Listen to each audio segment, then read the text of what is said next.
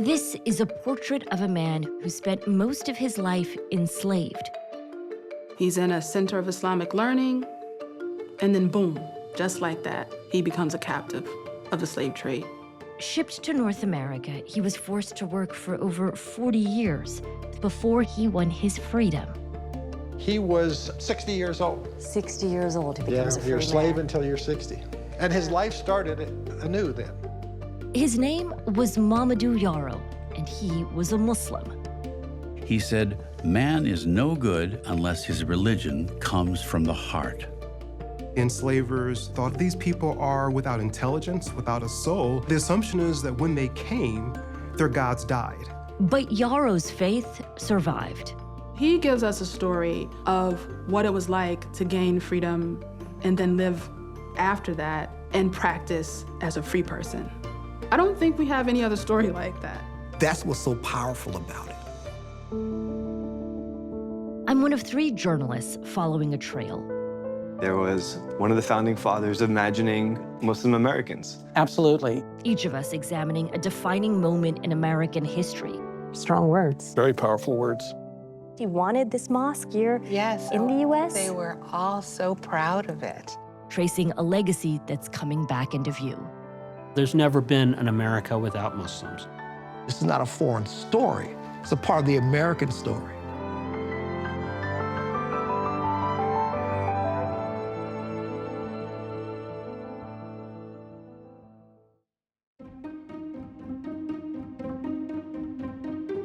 So much of America's story has happened here in Washington, D.C.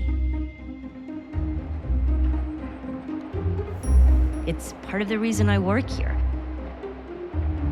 I'm surrounded every day by 250 years of history. As a Muslim born and raised in the United States, I've always been curious about the roots of Islam in our country. I knew many of the earliest Muslims to arrive came from Africa. But I didn't realize how much of their story is still unknown to most of us.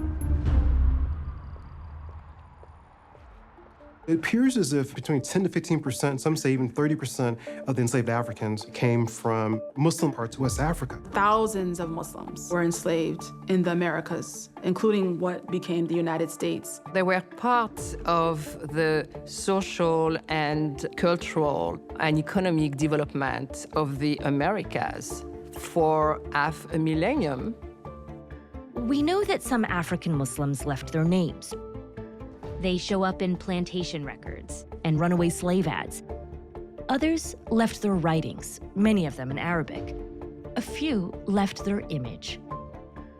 Among them was Mamadou Yarrow, also known as Yarrow Mahmoud. He was painted not once, but twice. It's one of the things that makes him stand out.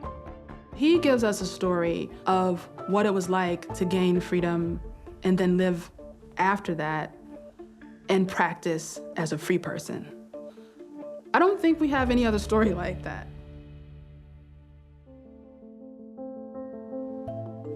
Yarrow's story has survived in the archives of the American Philosophical Society in Philadelphia, in the writings of the artist who first painted him. After painting presidents, including portraits of George Washington, John Adams, and Thomas Jefferson. We are looking at one of 26 diaries written by Charles Willson Peale, a very important early American portrait painter, one of the most important. This diary goes back to 1818 to early 1819. The diary is rather small, as you can see. It's about 58 pages of text. The Yarrow section takes up about 3.5 pages. It's the biggest vignette in the diary from this period. Writing in late 1818, Peale describes a visit to Washington, D.C., where he heard about an old African man, Yarrow, living in Georgetown in surprising circumstances. He is comfortable in his situation, having bank stock, and lives in his own house.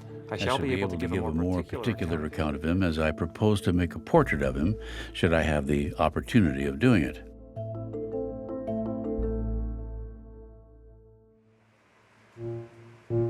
The diary was a vital resource for the author, who first pieced Yarrow's story together.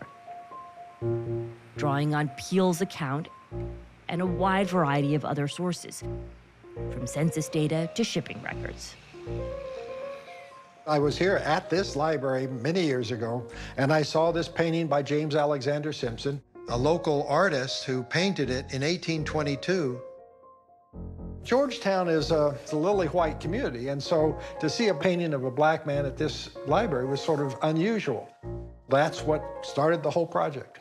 Where did Yarrow come from exactly?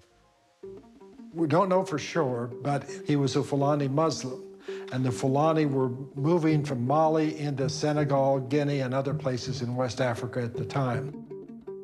Islam comes to Africa itself via the trans-Saharan trade routes and over North Africa down into West Africa.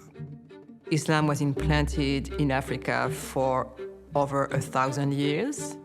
The spread of Islam went hand in hand with the spread of literacy in Arabic. So there were schools for boys and girls. There were also institutions of higher learning, and they traveled all over, not only West Africa, but to Mecca, to Egypt, to learn. They also are interested in not necessarily being Arab, as it were, but practicing Islam through this African sensibility. This was the world Mamadou Yarrow knew until he reached his teens, when everything changed. Around 1750, Yarrow and his sister were sold to British slave traders after being captured, likely in a local war.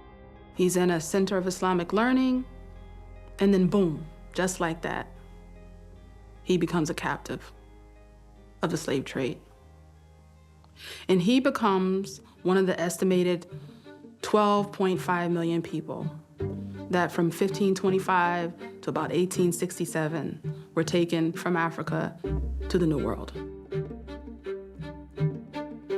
Yarrow and his sister survived the Middle Passage, a brutal Atlantic crossing that could take several months. The ship, the Elijah, brought them to Annapolis, Maryland. In the summer of 1752, they were put up for sale, listed in a newspaper as pieces of property. This is a page from the Maryland Gazette, a weekly newspaper published in those days. So it says, just imported in the Elijah, directly from the coast of Africa. A parcel of healthy slaves consisting of men, women, and children. So they're bringing children over as well. And it will be, is it? Disposed of on board the said vessel. For sterling money, bills of exchange, gold or paper currency. In Annapolis, Yarrow and his sister were separated. What became of her is unclear. The historical record preserves even fewer stories of enslaved women than it does of enslaved men. But we find Yarrow again not long after, on a tobacco plantation in Montgomery County, just outside of Washington, D.C. Years later, records suggest he had a son here with a woman who was also enslaved.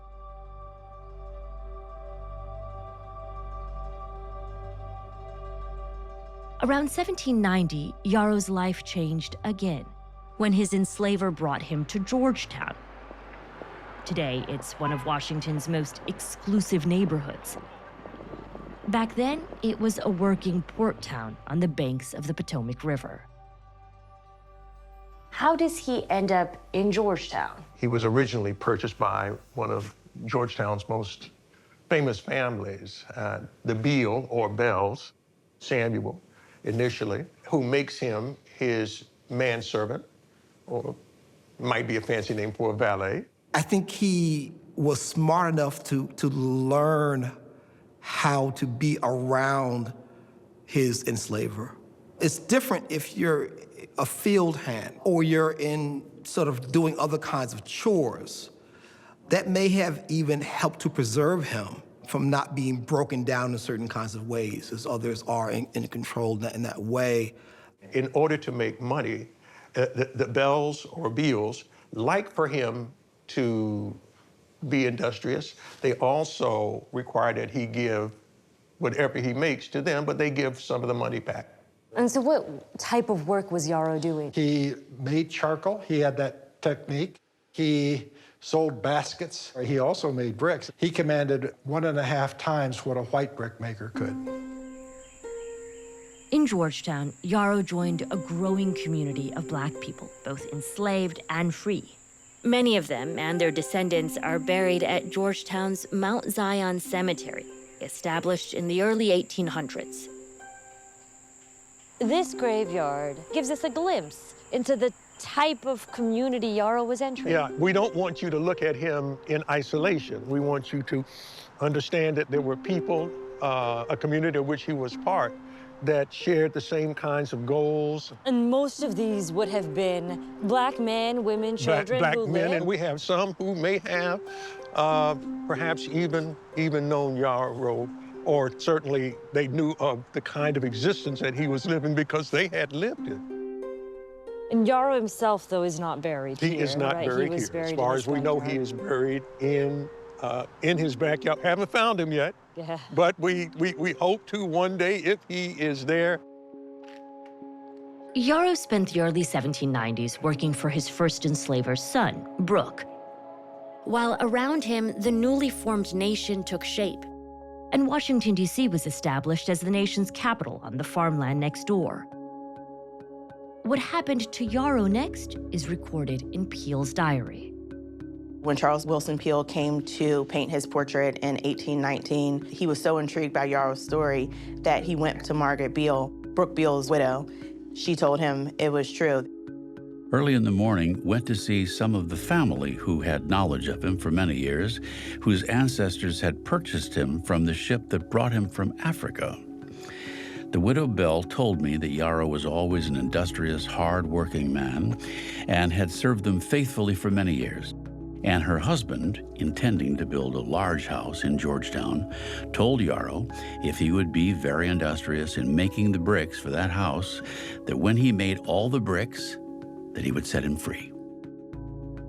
So he obtained his freedom by essentially agreeing to make bricks. The man who had contracted the promise died and before he got his freedom. But his wife was able, understanding what her husband's desire was, carried through with it. The widow told Yarrow that as he had performed his duty, that she had made the necessary papers to set him free, and now he was made free. So Yarrow becomes a free man in August of 1796? That's correct. And he would have been what age at this point? He was 60 years old. 60 years old, he becomes a free you're a man. slave until you're 60. And his life started anew then. After Yarrow obtained his freedom, he worked hard and saved his money until he got $100, which he put into an old gentleman's hand to keep for him. That person died, and Yarrow lost his money. However, he still worked as before and raised another $100, which he put into the care of a young merchant in Georgetown. But this merchant became a bankrupt. Yet not dispirited, he worked hard and saved a third sum, amounting to $200. Some friend of Yarrow advised him to buy bank stock in the Columbia Bank, and he was amongst the first who contributed to that bank. With his money, Yarrow bought a plot of land on what was then the outskirts of Georgetown, now a quiet street named Dent Place, Northwest. The man who'd arrived from Africa on a slave ship was now a landholder, one of the first Black people of any faith to own land in the D.C. area in his own name. This is the Recorder of Deeds ledger book from 1800 in Washington, D.C. It's a very old book, and it's all in this beautiful script. And this is his deed of Yarrow's house. 10th day of January, 1800. Wow, okay. And do you see Yarrow's name here? Oh, here it is. You see his name, Yes. Y-A-R-R-O-W. And it gives him a half lot in Georgetown. That was a piece of property 35 feet wide and 150 feet deep. So it was a big piece of property. What did having this land allow him to do personally? He brought his son in to live with him brought his wife in to live with him. So he was able to have a family in a way that Yes. so many slaves were often separated from That's their correct. families. That's and correct. Families were broken apart. Yarrow became well known in Georgetown as a freedman owning property. He was also known for his faith, for being a Mohammedan, what many Americans called Muslims back then. Yarrow has been noted for sobriety and cheerful conduct. He professes to be a Mohammedan and is often seen and heard in the streets singing praises to God.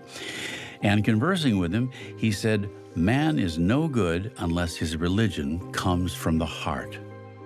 The acquaintances of him often banter him about eating bacon and drinking whiskey, but Yarrow says it is no good to eat hog, and drink whiskey is very bad. Enslaved Africans did not lose their customs, their religions, their culture. They continued to, as much as they could in the confines of enslavement, to be true to who they were. In the picture, it seems that he kept the tradition of wearing the beard, which is something distinctive to Muslim men. He has his head covered. So that's also something that's distinctive to Islamic practice. It's kind of a knitted thing, not necessarily fully Islamic, as it were. But I think there's a kind of intentionality there. That's what's so powerful about it. At the time, was his faith considered strange to people? How was Islam interpreted? Do we know at that time? It depended on your level of education. It depended upon your level of exposure. But people knew that Yarrow was Muslim here in Georgetown? Yeah, oh yeah. Islam was a recognized religion. Educated Americans would have known that there were Muslims in West Africa. Probably also they were seeing Muslim activity in the United States. Some of the enslaved people maintained practices that the enslavers noticed, right, made note of, and watched. Wearing skull caps and turbans and veils, celebrating Islamic holidays, refusing pork and alcohol. Someone like Yarrow, he seems like an anomaly, but he's not that unusual insofar as being very religious and educated. Peele's diary bears that out. Peele was a curious man, connected to the wider world. Yarrow's faith doesn't seem to surprise him. What really intrigues him is Yarrow's age. Yarrow was supposedly 134 years old. Turns out he was sort of figuring his age by a different calendar. Okay. Yarrow was probably 83 in this picture. Peele was also older. He was in his late 70s, and he gave lectures in his museum about healthy lifestyle and how you would be able to reach an old age. Longevity was a theme. He had started painting older people in 1795, but there's more going on here. There's a looking that happens in this picture from the artist to the sitter. I think he really appreciated who Yarrow was, his sort of power that he had, which I think comes across in the portrait. There's an intensity there. I mean, if you look at it, it's a beautiful picture, but this is not just a sheer, sketch of somebody. This is sort of drilling down into the person.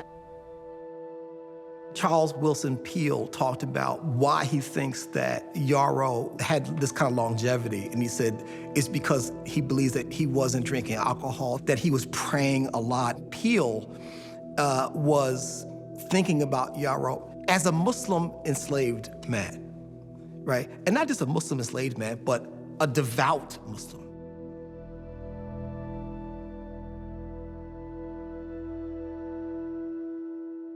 Peele only spent 2 days with Yarrow, but it clearly stayed with him. When Yarrow died in 1823, the papers published an obituary, which Peele is thought to have written. Died at Georgetown, Yarrow, aged, according to his account, 136 years. It is known to all who knew him that he was industrious, honest, and moral.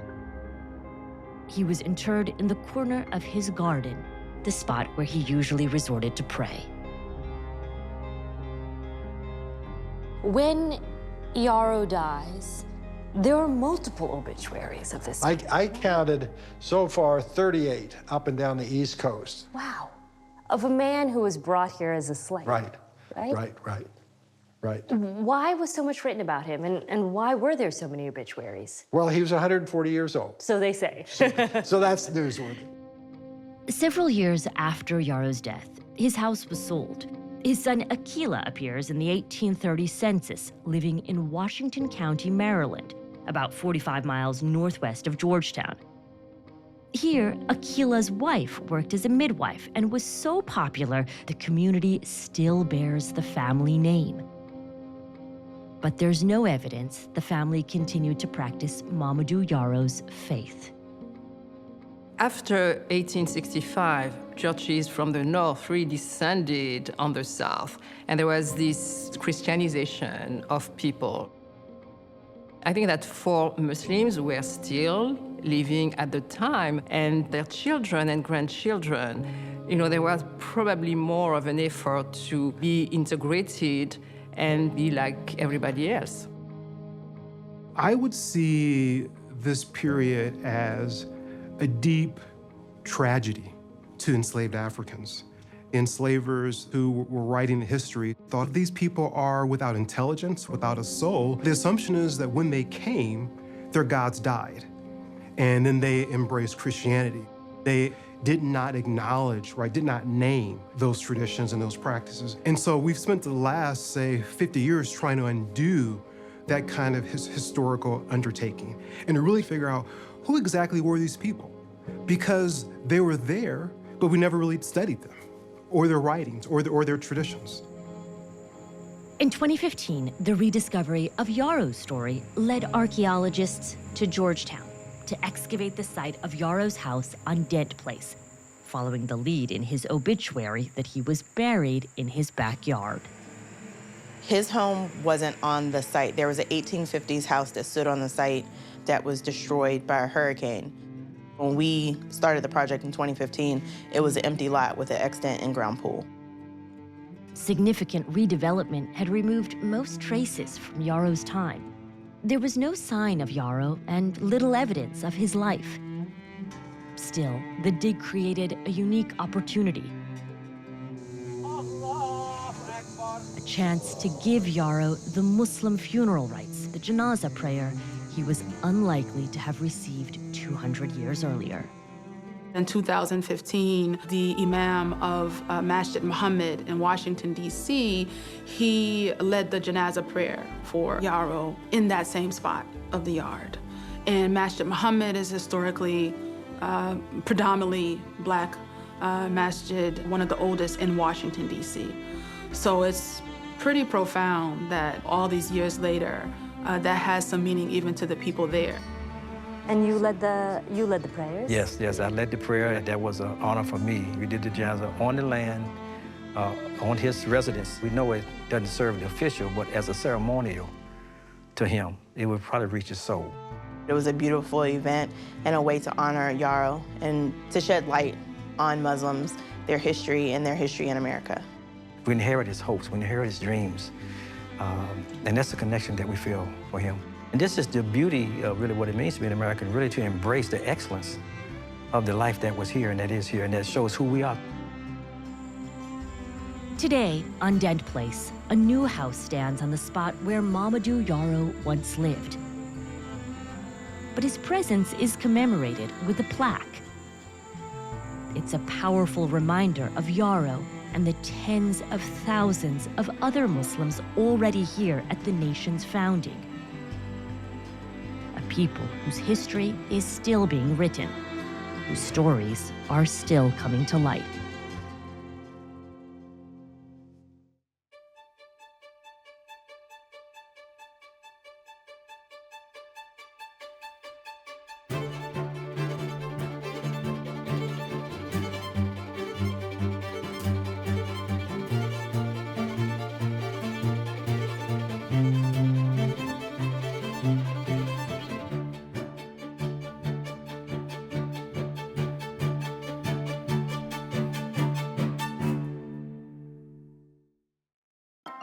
Major funding for this program was provided by the National Endowment for the Humanities,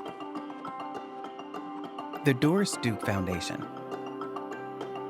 the Andrew W. Mellon Foundation, Hassan El-Masri and Rasha Mansouri El-Masri, Muhannad Malis, Farhan Syed and Javeria Qureshi, Hiller's Fund,